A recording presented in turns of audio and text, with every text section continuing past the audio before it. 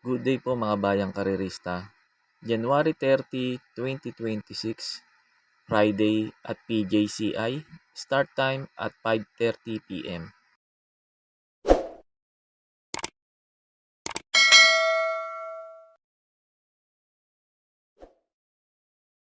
Start na po tayo, race number 1. Start po ng winner take all.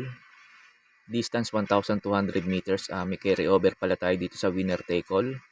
3,397,460.76. Kaya po good luck sa atin. Sana magsitama po tayo. Race number 1, pag may kursunada kayo dito sa race number 1 para hindi kayo malaglag, dagdag nyo na lang po. Race number 1, numero 1, phone trick. Ito para po sa akin dito sa race number 1, sosolohin ko na po to. Cambio Hinete, RCC Masio, 2JA Gusi, tingin ko mas maganda itatakbo ngayon nito ni phone trick. Medyo bumaba yung laban niya ngayon kumpara sa mga last run niya. Last run nito kala Subris, pumang-apat to. Ngayon, walang gaanong malakas na kalaban niya. Kaya tingin ko lamang po dito to numero 1 phone trick. Pag eto nauna at napabayaan nila sa una, tingin ko malaki chance makatapos ng karera. Pag hindi naman nauna at nauna sila Yacht Bell, tingin ko mag-aabang lang din tong kabayo na to. Tingin ko kaya niya man tong grupo na to. Kaya po sa race number 1, pagkatapos ng info ko dito, in-upload ko po yung last run ni phone trick para magkaroon po kayo ng idea kung susuluhin nyo po ba o magpo-protection pa kayo. Kaya po sa race number 1, tong numero 1 phone trick, para po sa akin, susuluhin ko na po. Rope and racing. Phone trick. Jam squeak out of the gate. Showing speed now to the third. This is Jack 14 to take the lead. Done for the inside now is Shade Green. And as they settle now, it's Jack 14. Elise Balang followed by Shade Green. 5 lengths away. Phone trick. Around the outside now is Blues Color. Then followed by Zohries. Next in line is a Concrete Solution, then followed by Alapa Up. While Angel's Momentum is running in a tail of the field and rounding the far turn now, Jack 14 just in front. And here comes the challenge now from Shade Green for the outside. Is Jack 14 and Shade Green 4 lengths by the back now. Zovries then followed by Concrete Solution, Blues Color next in line, and Phone Trick. Down the stretch they go. It is still Jack 14 now swings away to about 4 lengths, and here comes Zobreeze now for the outside. Jack 14, Zobreeze now for the outside, moves up, and Concrete Solution, and finally Zobreeze. Concrete Solution, Jack 14, Phone Trick, Shade Green, Blues Color, Alap Up, and Angel's Momentum comes in last. What an exciting finish by Cararista here in our opening race. Early upset here in our race number 1, entry number 7. Zubris crossing the bar first, and it's 7, 5, 8, 4, 2, and 6. An official order of arrival, and for your Super 6. Sa race number 2 na po tayo. Start po ng peak 6, distance 1,200 meters. May carry over din pala sa peak 6 natin. 526,642.02 po ang carry over po ng peak 6 natin. Sana magsitama po tayong lahat. Start na po tayo, race number 2. Pampremera ko dito, Popol entry numero 1, Success of Times 1A Advance Party.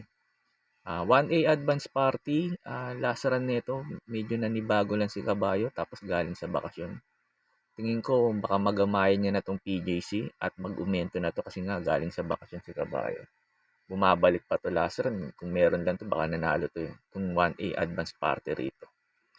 Tapos second choice ko numero 5, Super Spunky. James Torque, alam niyo naman James Torque, magaling magpasalida to.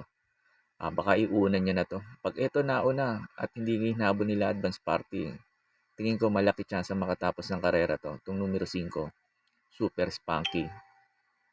Tapos third choice ko numero 7, Seychelles. Sakali maghabulan si Advance Party, Super Spunky sa unahan. Tingin ko ito pwede makinabang. Numero 7, Seychelles. Kaya po sa race number 2, pampremera ko po, Popol entry numero 1, Success of Times, 1A Advance Party. Second choice ko po numero 5, Super Spunky. Tapos third choice ko numero 7, Say Chills.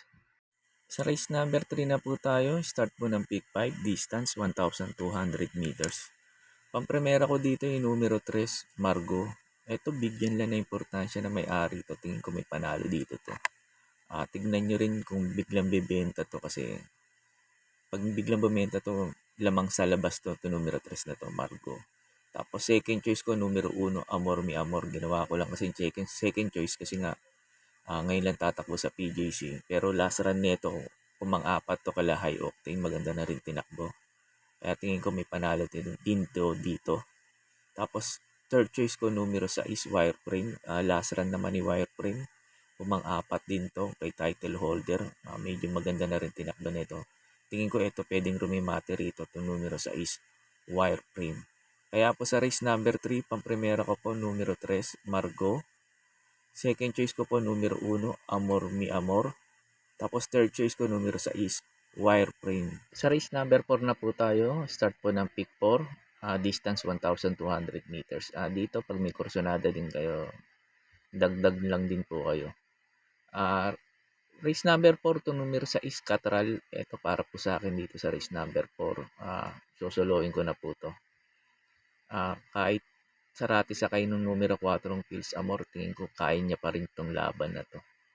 May bilis din naman tong si Catral saka gamay niya tong PJC, tingin ko lamang pa rin to dito, to numero 6, Catral. Pagkatapos nga pala ng info ko rito, in-upload ko yung last run ni Catral, kung saan siya nanalo doon kay Midnight Bell. Para magkaroon po kayo ng idea kung susuluhin nyo po ba o magpuproteksyon pa kayo. Kaya po sa race number 4, itong numero 6, Catral, para po sa akin, susuluhin ko na po. And gee, what a ragged start. Let's have a look. Coming out quickly though was Midnight Bell, but quickly taken on by Liquid Gold. Modern Legacy stepped away fairly well. Outside of Modern Legacy is Catrol, followed then by Gemma Bell. Now very badly away. High Dollar was back near the tail of the field with Uno Magnifico. They're in the back and they run towards the 1,100 metres. Under a tight hole, Liquid Gold leads Midnight Bell the outside, and splitting them in the centre is Gemma Bell to be prominent. Back in fourth spot and travelling well, Catrol, followed then by a length and a half back Modern Legacy. High Dollar is getting a bit of a wriggle on after a very bad getaway, and back with him is Uno Magnifico, and they're 14 lengths off the leaders. They start the run by the circle. It's the two Bells. The Bells racing together. Midnight Bell taking a narrow lead from Gemma Bell, but Catrol has popped the question now to go up and almost joined them. Liquid Gold is dropping off, followed then by Modern Legacy, and back near the tail of the field, High Dollar. Forget about Uno Magnifico. Around the bend for home, Catrol takes over. Favourite is going to lead them into the straight at the 250, and he darted away. Midnight Bell in second. Modern Legacy just battling away. Catrol, favourite, looking pretty good here at the moment, and he put 4 and 5 lengths on them in a twinkling. Catrol racing away. Big win coming up. This is going to bolt in Catrol. Down to the wire, Catrol by 6. Second, Midnight Bell. Modern Legacy third. Then came High Dollar, followed by Gemma Bell. Uno Magnifico, and Liquid Gold has run last of all. Sa race number 5 na po tayo, last DD plus 1, distance 1,200 meters. Pampremera ko dito yung galing sa panalo, numero 7, Ninong. Tingin ko mag-uumento pa tong kabayo na to. Second official run niya sa PJC. Tapos unang run niya, nanalo pa. Tingin ko maganda itatakbo nito itong numero 7, Ninong. Tapos second choice ko po, numero 6, Gentle Giant. Ito naman si Gentle Giant, maganda rin tinakbo nito last run. Sumigunda to kay Domsat 7. Tingin ko ito pwedeng umupset kay Ninong. Numero 6, Gentle Giant. Tapos third choice ko rin yung numero 3, Elegant Lady. Elegant Lady, sumigunda rin naman to kay Batang Kangkalu. Ang ganda ng pinruweba nito. Nasa 1.26.8. Tingin ko pa-aumento na tong kabayo na to. Kaya po sa race number 5, pampremera ko po numero 7, Ninong. Second choice ko po numero 6, Gentle Giant. Tapos third choice ko po numero 3, Elegant Lady. Sa race number 6 na po tayo, sa last double, distance 1,200 meters. Numero 3, Queen of the Nile. Ito para po sa akin dito sa race number 6, so solohin ko na po to. Wala akong nakikitang ganong mabilis na pwede kagad dumabol sa kanya.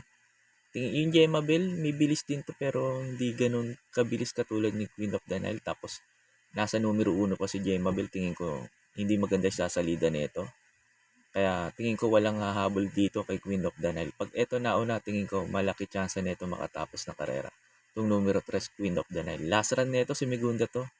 Kay Kalens, ang ganda na ng tinakbo nito. Kaya po sa race number 6, in-upload ko po yung last run nito para magkaroon po kayo ng idea kung susuluhin nyo po ba o magpo-protection pa kayo. Kaya po sa race number 6, itong numero 3, Queen of the Nile, para po sa akin, susuluhin ko na po. Off and racing. It's a scramble in front position, moving up in the middle. In yellow cap, and that is Queen of the Nile. Lucky Gem in between those them. That on the inside. Now pass approaching is Z-Rise. Running in fourth by about a length. Now is the favorite Callens. Another gap by coming early on Chain Melody. Third last, second last is Whiskey or Wine. And trailing the group is Rodeo Drive. Past the midway point. The lead now belongs to Z-Rise. Z-Rise by half a length. 1 second closing in now is Queen of the Nile. And joining them now is the favorite, and that is Callens. Back on top, Queen of the Nile, Callens now fighting it out for the leader. Then a length back in third, who's dropping in is Z-Rise. And dropping back in fourth is Lucky Gem as they reach the last 400. Matching the strides and battling out Callens and Queen of the Nile trying to come back to the inside is Z-Rise. Coming early now, position fourth, and drops back in fifth is Lucky Gem. Here comes Rodeo Drive and Unchained Melody on the farther outside, but Callens keep on running strongly now against Queen of the Nile. It's Callens all alone now by 3 to 4 lengths and dominates the far race. Callens wins the race over Queen of the Nile. Then third, I think, is Unchained Melody. Close with Lucky Gem. Z-Rise close in 5th position. Callens, Sa last race na po tayo sa race number 7 sa last forecast, distance 1,200 meters. Pamprimera ko dito, numero 1, Top of the Mark. Ito, last run nito ni Top of the Mark. Pamang-apat to. Kaila Primero Soldado, Tokyo Rumba. I Love Mati. May mabilis lang doon. Talagang nahirapan lang siya doon sa karera na yun kasi hindi siya nauna. Pero tingin ko ngayon, wala namang ganong mabilis na pwede kagad mauna sa kanya. Pag nauna to si Top of the Mark, malaki chance na ito makatapos ng karera. Lalo na sa posisyon niya. Numero 1, tingin ko yung una na kaagad to. Tapos second choice ko, numero 2, Waray na May Dapa. Ito mababa sa laban to. Yung numero 2, si Waray na May Dapa. Tingin ko, baka magamayan niya itong PJC. Tingin ko, ito pwedeng makarimate rito itong numero 2, Waray na May Dapa. Tapos third choice ko yung numero 4, Ma'am Jen. Maganda po. Peso niya, 51 lang. Baka makasabay ka agad. Tingin ko may panalo rin to dito, to numero 4, Ma'am Jen. Pag may mga kursunada kayo dito sa last race, dagdag nyo lang katulad nito ni I Love Mati. Tingin ko, pwede rin pansama to. Kasi hindi ko na sinama kasi 3 lang pinili ko rito. Kaya po sa last race, pamprimera ko, numero 1, Top of the Mark. Second choice ko po, numero 2, Waray na May Dapa. Third choice ko, numero 4, Ma'am Jen. Yun lang po, and good luck and happy racing po mga bayang karerista. Pagkatapos nito yung mga pa-shoutout niyo po. May pa-shoutout po si Sir Manuel Tandes. Pinapa-shoutout niya lagi yung pisa niyang former kagawad na si Boyet Flores ng Santissima Trinidad District. Shoutout po sa inyo kagawad Boyet Flores at sa Aiden Manuel Tandes. Shoutout po sa inyong dalawa at maraming salamat po. May pa-shoutout po si Sir Del Monte Javier. Pinapa-shoutout niya yung asawa niyang si Marie Cris Del Monte. Shoutout po Madam Marie Cris Del Monte. At sa din Sir Del Monte Javier, shoutout din sa iyo. At maraming salamat po. Shoutout po sa inyo Sir Eric Basa. And happy birthday po sa inyo sa Friday. Sakto carry over ng winner take all at Pick 6. Sana po tumama po kayo para maging maganda yung birthday nyo po. Yun lang po Sir Eric Basa. Happy birthday and more birthdays to come. May pa-shoutout po si Ayesa Alce. Pinapa-shoutout niya yung daddy niyang si Edwin Alce. Sir Edwin Alce, shoutout po sa iyo. At si Aiden Ayesa Alce, shoutout din sa iyo at maraming salamat po. May pa-shoutout po si Sir Nestor Ambrosio. Pinapa-shoutout niya si Bobet Karingal. Sir Bobet Karingal at Sir Nestor Ambrosio, shoutout po sa inyong dalawa at maraming salamat po. Shoutout po sa inyo, Sir Ramon Carpio. Sir Ramon Carpio, shoutout po sa iyo at maraming salamat po. Shoutout po sa inyo, Sir Jandal Praso. Sir Jandal Praso, shoutout po sa iyo at maraming salamat po.